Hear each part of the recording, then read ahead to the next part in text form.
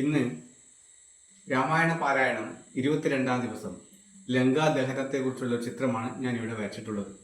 ലങ്കാദഹനം. രാവണന്റെ മകൻ ഇന്ദ്രജിത്ത് ഹനുമാനെ പിടിച്ചു കെട്ടിക്കൊണ്ടുവന്ന് രാജസഭയിലിരുത്തി. തുടർന്ന് ഇവനെ കൊല്ലണമെന്നും എല്ലാവരും ഒത്തുചേർന്ന് പറഞ്ഞു രാവണന്റെ ആജ്ഞ ഉടൻ വരികയും ചെയ്തു. ഉടനെ ഇവനെ കൊല്ലണമെന്ന് പറഞ്ഞ സമയത്ത് വിഭീഷണൻ വന്ന് തടയുകയും വിഭീഷണൻ പറഞ്ഞു, ദൂതനെ കൊല്ലരുത്, ഇവന് നമുക്കൊരു അടയാളം കൊടുത്തുവിടാം. അതായത് ഇവന്റെ വാലിൽ തുണികൾ ചുറ്റി ഒരു തീ കൊളുത്തി രാജസഭയിലൂടെ നടത്തിച്ച് ഇവനെ അപമാനിക്കാം എന്ന് പറഞ്ഞ്, എന്നാൽ രാവണൻ അപ്രകാരമാകട്ടെ എന്ന് ആജ്ഞാപിക്കുകയും വ്യത്യസ്തങ്ങളായ തുണികൾ കൊണ്ടുവന്ന് ഹനുമാന്റെ വാലിൽ ചുറ്റാൻ തുടങ്ങി. എത്ര ചുറ്റിയിട്ടും അവസാനിക്കുന്നില്ല. ഒരുവിധം എല്ലാവരുടെയും ഗൃഹത്തിലെയും തുണികൾ കൊണ്ടുവന്ന് ചുറ്റാൻ തുടങ്ങി. എന്നിട്ടും അവസാനിച്ചില്ല. അവസാനം ഒരുവിധം ഒപ്പിച്ച് തീ കൊളുത്തി വിടുകയാണ് ചെയ്തത്. എന്നാൽ രാവണാദികൾ ആഗ്രഹിച്ചതുപോലെ അദ്ദേഹത്തെ പിടിച്ചു കെട്ടിക്കൊണ്ട് നടക്കുവാൻ സാധിച്ചില്ല.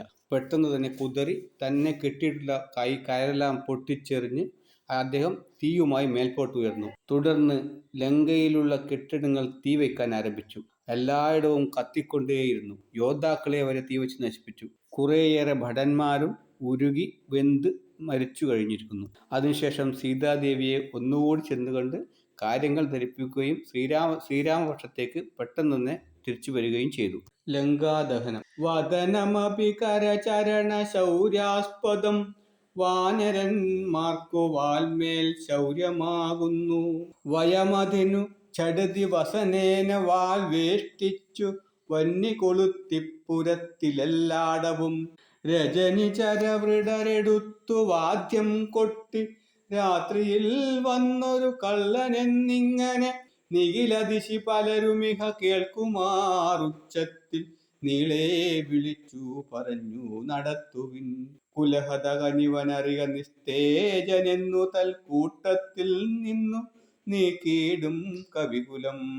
ദശവദന ചവനമിതു കേട്ടു രക്ഷാകുലം, ദീനത കൈവിട്ടു വാദാത്മജന്റെ വാൽ. തിലരസകൃതാദി സംസിക്ത വസ്ത്രങ്ങളാൽ തീവ്രം തെരുതരെ ചുറ്റും ദശാന്തരേ. അതുലബലനചലതരം അവിടമരു വീടിനാനത്യായതസ്ഥൂലമായിതു വാൽ തഥാ. വസനഗണമഖിലവും ഒടുങ്ങിച്ചമഞ്ഞിതു വാലുമതീവ ശേഷിച്ചിതു പിന്നെയും. നിഖില നിലയന നിഹിത പട്ടാംബരങ്ങളും നീളെ തിരഞ്ഞു കണ്ടൊന്നു ചുറ്റിടിനാർ. അതുമുടനൊടുങ്ങി വാൽ ശേഷിച്ചു കണ്ടളവങ്ങുമിങ്ങും ചെന്നു കൊണ്ടുവന്നിടിനാർ.